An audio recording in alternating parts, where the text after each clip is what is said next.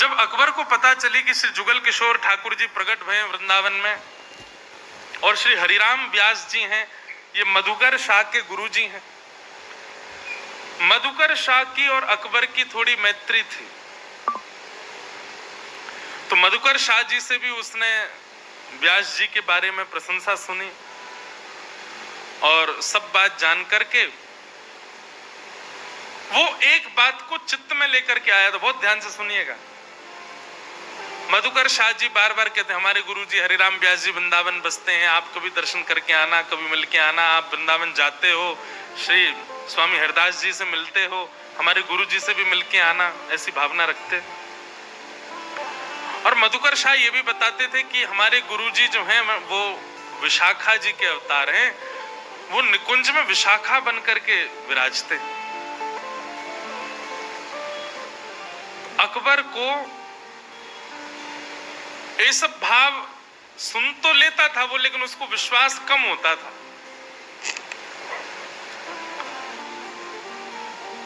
उसने ऐसी भावना बनाई, ऐसी योजना बनाई कि वो हरिराम व्यास जी से मिलने के लिए शाम को गया ताकि रस चर्चा में पूरी रात्रि निकल जाए और हरिराम व्यास जी अपने निकुंज में प्रवेश नहीं कर पाए।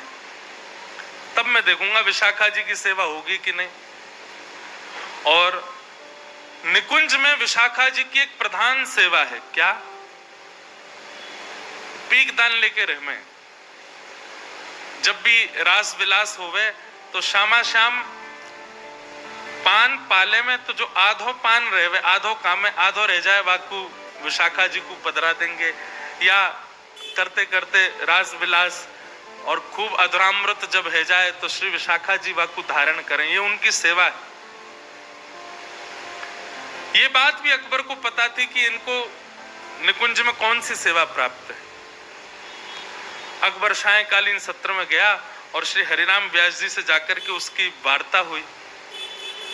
अब अकबर बात बात पर ऐसे ऐसे तर्क प्रकट करे तो हरिराम व्यास जी विद्वान तो थे ही, अपनी विद्वत्ता से उत्तर देने में आते तो घंटों तक एक ही संशय का उत्तर देते। यह चर्चा करते करते करते करते भोर का सूर्य उदय होने वाला था, पूरी रात्रि निकल गई। बहुत ध्यान से सुनिएगा। पूरी रात्रि निकल गई चर्चा करते करते, और जैसे थोड़े थोड़े सूर्य उदय होने लगे, थोड़ी अंधियारी झरने लगी, तब अकबर ने कहा कि मैंने सुना है कि आप निकुंज में सहचरी हैं ठाकुर जी की, और उसमें भी आप विशाखा नाम की सहचरी हैं। तो विशाखा जी की सेवा तो पीक दान हाथ में रखने की है, और रात भर आप मेरे साथ रहे हैं, तो कल रात में रास विहार नहीं हुआ।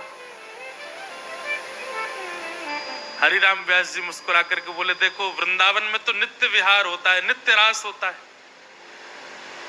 कोई सहचरी सखी की उपस्थिति या अनुपस्थिति से रास नहीं रुकेगा। ये वृंदावन है, यहां नित्य रास विहार चलता है ठाकुर जी का।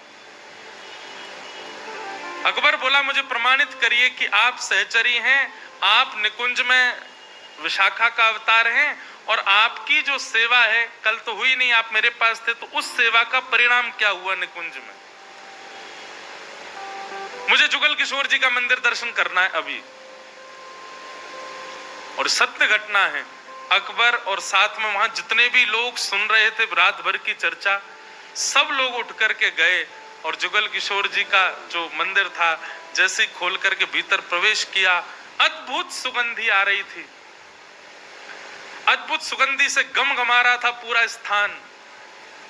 और तभी थोड़ा प्रकाश करके, कोई अग्नि प्रज्वलित करके, एक हाथ में मिसाल लेकर के भीतर जाकर के देखा तो पूरे जुगल किशोर जी के अंतःपुर भवन में पान कटे कटे पड़े हुए थे, और पान के भीतर भरने वाली जो सुगंधित वस्तुएं थी वो सब फैली हुई थी, और कहीं कहीं श्री जुगल किशोर जी का अधरामृत भी गिरा हुआ था।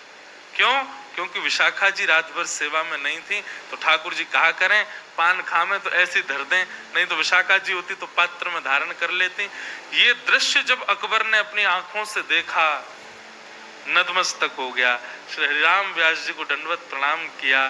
प्रणाम करके कहा, भगवान ये वृंदावन की रसिक त्रिवेणी, मैंने तीनों के दर्शन किए और मुझे इतना सौभाग्य का अनुभव होता है, भले ही मैं मिलेच्छ हूं, भले ही मैं आप लोगों की वाणी में मिलेच्छ हूं, भले ही मैं किसी भी जाति में हूं, पर मुझे आप लोगों का भाव साम्राज्य देख करके मन में भाव आता है कि मैं भी कभी सहचरी होता, मुझे भी ऐसे कोई गुण रास भाव मिलते।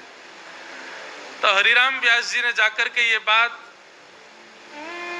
हरिदास जी को बताई, तो हरिदास जी बोले, भगाए दियो दारी के, रुकन मत दियो, क्योंकि रुक गए हो तो हमारे रस में भंग करेगो। राजा है, पूरे भारत को राज। ऐसी एक रस लीला सुनाई गई। अब एक एक मधुर हास्य विनोद प्रसंग आता है।